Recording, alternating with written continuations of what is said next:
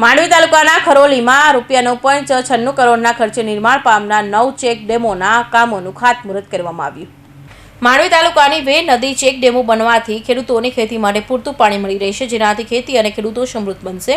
નર્મદા જળસમતી પાર્વતી પાણી પુરવઠા અને કલ્પસર વિભાગ વિસ્તક સુરત જિલ્લા માંડવી તાલુકા વેર નદી અને તેની ટ્યુબ્યુબિલિટી પર ₹9.96 કરોડના ખર્ચે નિર્માણ પામનાર 9 મોટા ચેક ડેમો કામોનું અધોગતિ વિકાસ રાજ્યમંત્રી કુંવરજીભાઈ હળપતિના હસ્તે ખાતમુહૂર્ત કરાયું હતું। આ પ્રસંગે માંડવીના ખરોલી ગામે આયોજિત સમારોહમાં મંત્રી કુંવરજીભાઈ હળપતિએ જણાવ્યું હતું કે માંડવી તાલુકાની વેર નદી પર ચેક ડેમોનું નિર્માણ થતાં સિંચાઈના પાણી ખેડૂતોના ખેતરો સુધી પહોંચશે અને સિંચાઈનું પૂરતું પાણી મળશે। ખેતી અને ખેડૂતોને ઉન્નત સમૃદ્ધ બનશે। ભૂતકાળમાં વિસ્તારોમાં પીવાનું પાણી મેળવવાનું પણ દુષ્કર હતું, ત્યારે અમારી સરકાર પાણી સહિત તમામ પ્રાથમિક જરૂરિયાતો પૂર્ણ કરી રહી છે। વધુમાં તેમણે કહ્યું કે વડાપ્રધાન નરેન્દ્ર મોદીના વિકસિત ભારતના સપનાને સાકાર કરવા માટે દેશના તમામ ખેડૂતોના વિકાસ પર પણ વિશેષ જોર આપવામાં આવી રહ્યું છે। માંડવી તાલુકાના અરઠે ગામે પ્રથમ સંપૂર્ણ સોલાર સિસ્ટમથી સજ્જ ગામ બનવા માટે પસંદ કરવામાં આવ્યું છે। આટલા મોટા કામો થતા હોય ત્યારે કમલેશભાઈ કહે તેમ વિરોધ તો કોઈ જગ્યાએ થવાનો, પણ આજે પાણી અત્યારે આપણે જ્યાં ખાતમુહૂર્ત કરીને આવ્યા ને, જોયું તો કેટલું બધું પાણી વહી જાય છે, એ ખોટું સમુદ્રમાં જાય છે ને। પણ આ જ પાણીને આપણે ચેક ડેમ બનાવીશું તો ખેતર સુધી જશે કે નહીં જશે? જાય ને। જો ખેતરમાં પાણી આવે એટલે આપણા ખેડૂતો પગભર બને કે ના બને?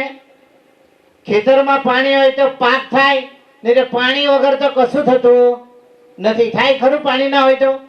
પહેલા તો પીવાના પાણીની આપણને ફાફા પડતી, આજે તો ખેતરોમાં પાણી લાવવા માંડ્યા। અને જે ચેક ડેમ હોય, એલાય હોય તો ભારત દેશ પણ વિકસિત બને કે ના બને? એટલા માટે જ અત્યારે આપણે નરેન્દ્રભાઈ મોદી કહી રહ્યા છે કે અમે હવે આખું ભારત દેશ વિકસિત બનાવવા તરફ આગળ વધી રહ્યા છે। અને મને કહેતા આનંદ થાય કે ચાલુ વર્ષે હરેક ગ્રામ પંચાયત PM સિંચાઈ યોજના સોલર લાઇટ હેઠળ આપણે બનાવ્યું છે। સોલર લાઇટ આખું ગામ સોલર પેનલ પર થવાનું છે। કયું ગામ? હરેક પહેલામાં પહેલું ગામ પસંદગી કર્યું હોય તો તે હરેક અને એકના ઘર ઉપર સોલર લાઇટ આવશે। તમે વિચાર। ત્યારબાદ તડકેશ્વર બોધાન ગામમાં પણ સોલાર સિસ્ટમ લાગી ગયું છે।